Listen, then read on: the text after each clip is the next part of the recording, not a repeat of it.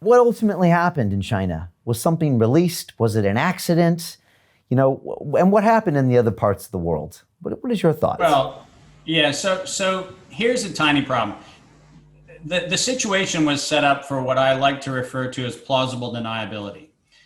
You have, on the one hand, you have the lovely ability for the U.S. and China to both point to each other and say, "You did it," and "You did it," and the fact of the matter is, we did it. Right?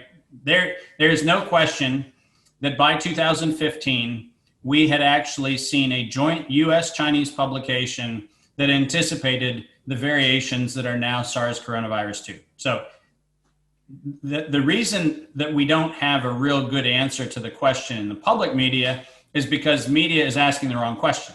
They say, did China do it? And China goes, no. And the U.S. goes, well, China goes, well, did the U.S. do it? And the U.S. goes, no. And the answer is, nobody's asking the right question, which is, did you do it together? And the answer is yes. But nobody asks that question. So let's put it out there. The fact of the matter is, this was actually done as a joint exercise. Now, that's a statement I can make, provable by papers, by grant applications, and by patent applications. The next corollary to that, which is where we leave the reservation of fact, and then we enter into the world of conjecture. And let me make it abundantly clear, that's exactly what I'm doing right now. I'm entering in the world of conjecture.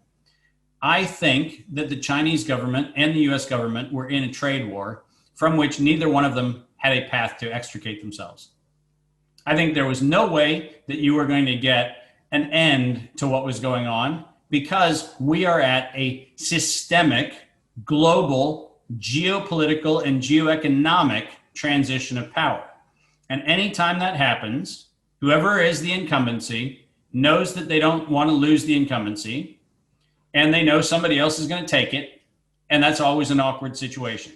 At the end of the Second World War, or towards the end of the Second World War, we had Bretton Woods, which made the US dollar the trading dollar, despite the fact that the German mark and the British pound were far more attractive currencies to use because the US dollar hadn't even been around that long. So these kinds of changes happen, and they happen during war, and they happen during large-scale transitions.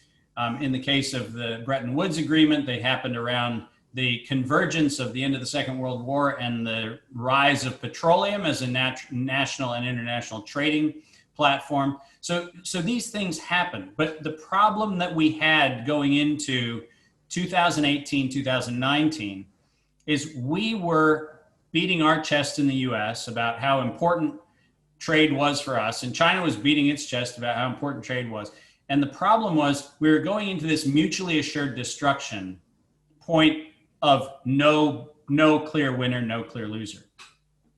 And the fact of the matter is we needed to have something in the wings to blame for the transition.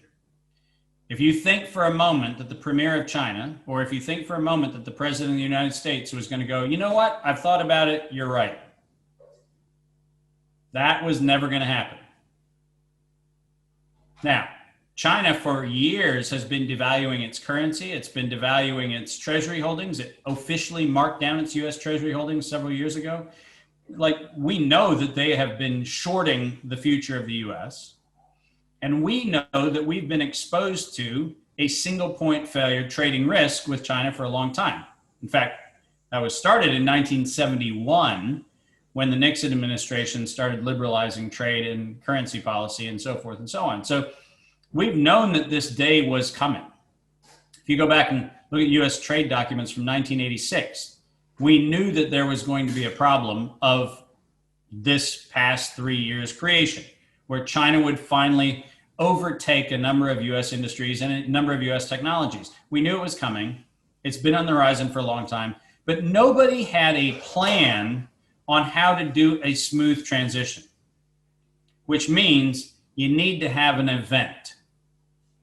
And an event can be anything, but it would be really convenient if you could conscribe the entire world into the event, which is exactly what the United States, represented by NIAID Anthony Fauci, and the Center for Disease Control China, represented by Dr. Gao, did in September when they planned a global pandemic preparedness exercise, which had to be done by September 2020, when they planned that, my assertion is that was an act of war. That was an act of war perpetrated not by one country against another country.